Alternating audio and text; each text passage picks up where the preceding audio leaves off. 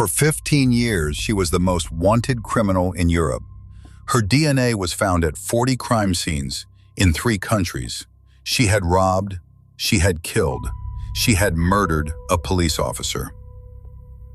And she did not exist. Police called her the woman without a face. They offered a fortune for her capture. They hunted her across a continent for 15 years, and the entire time they were chasing a ghost, one their own science had created. This is the story of the most expensive mistake in the history of forensic science. How a single strand of DNA built a phantom serial killer out of thin air, and how one impossible body finally revealed the truth. It begins, for real, on the 25th of April, 2007, in the German city of Heilbronn. A police patrol car sits parked beside a canal during a lunch break. Inside are 2 young officers. One of them is Michelle Kiesewetter. She is 22 years old. Someone approaches the car from behind. Without a word, they shoot both officers in the head. Kiesewetter is killed. Her partner somehow survives, but will remember nothing. There are no witnesses, no motive, no suspect. But forensics recover one thing, a trace of DNA left on the back seat of the patrol car. It belongs to a woman. They run it through the national database, and the machine lights up. Because this same DNA, this exact genetic fingerprint, has been seen before. Not once, many times, at crime scenes stretching back years, across Germany and far beyond its borders. Suddenly, the murder of a young policewoman is not a single case. It is the newest link in a chain of crimes, tied together by one woman's DNA, a woman no one has ever seen. The investigators do exactly what the evidence tells them to do. They assume there is a person behind the DNA, a real, living criminal, and they set out to find her. What they do not yet understand is that the evidence itself, the thing they trust most in the world, is lying to them. And it has been lying for a very long time. As they pull the thread, the case explodes. The same female DNA appears again and again in the strangest possible places. It is found on the body of a man strangled in his own home, on a stolen car, on a heroin syringe, on a burgled jewelry shop, even on a half-eaten cookie left behind in a break-in. The crimes span more than 15 years. They cross 3 countries, Germany, Austria, France. They range from petty theft all the way to cold-blooded murder. And none of it fits. No real criminal works like this. No one murders a police officer, then steals a biscuit.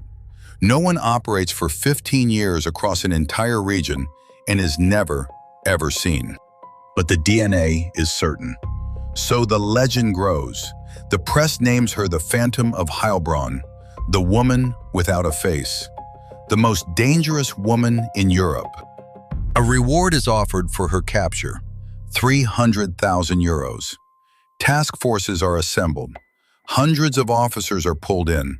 The hunt becomes one of the largest in German history. Profilers try to explain her. Perhaps she is a criminal mastermind. Perhaps a woman living in disguise, slipping between countries. They even speculate she might come from a traveling community, always on the move. 40 crime scenes, 1 woman, 0 sightings. The more evidence they gather, the less sense she makes. It is as if she is everywhere and nowhere. And then, a single bizarre case arrives that the Phantom cannot survive. Because this time, her DNA turns up somewhere it simply cannot be. In 2009, investigators are working to identify a body. A man, an asylum seeker, found burned. To confirm who he is, they take the fingerprints from his remains and swab them for DNA. The result comes back, and it is the Phantom. The same female DNA that has haunted 40 crime scenes is now on the body of a dead man. It is impossible. A man cannot carry this woman's DNA on his own fingertips. The result is not just strange, it is biological nonsense. Something is very, very wrong. So for the first time, the investigators stop hunting the woman and start interrogating their own evidence. They take the same fingerprints and swab them again, this time with a swab from a different box. And the phantom vanishes. No female DNA, nothing at all. The only thing that changed was the cotton swab. A cold realization begins to spread through the labs. What if the woman was never at any of the crime scenes? What if she had been somewhere no one ever thought to look? They take a brand new swab, sealed, sterile, straight from the packet.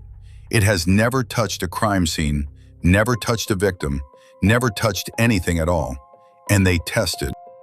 And there she is, the Phantom of Heilbronn, Europe's most wanted woman, on a cotton swab, fresh out of the box.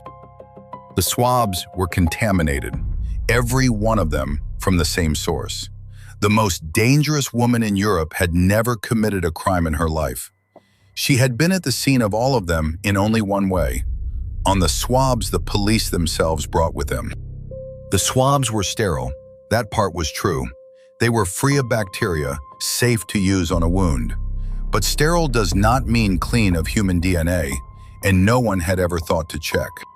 The cotton swabs all came from a single factory, and on the production line, packing them by hand, were workers, including one woman whose own DNA had quietly settled onto the cotton, batch after batch, for years. She was not a killer. She was not a thief. She was a woman with a factory job who, without ever knowing it, had become the ghost at the heart of 100 investigations. For 15 years, the police had been collecting her DNA the very moment they opened a fresh swab, then dramatically rediscovering it at every scene they touched. They had been chasing the fingerprints of the person who packed their own equipment. Every theory, every profile, every task force, every euro of that 300,000 reward, all of it spent hunting a contamination, a mistake, riding from crime scene to crime scene on a sterile cotton bud. The Phantom of Heilbronn was never a woman the world should fear. She was the woman who worked in the swab factory. When it was over, the damage was staggering.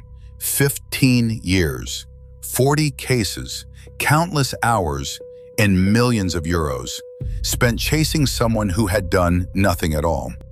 The factory worker was never publicly named.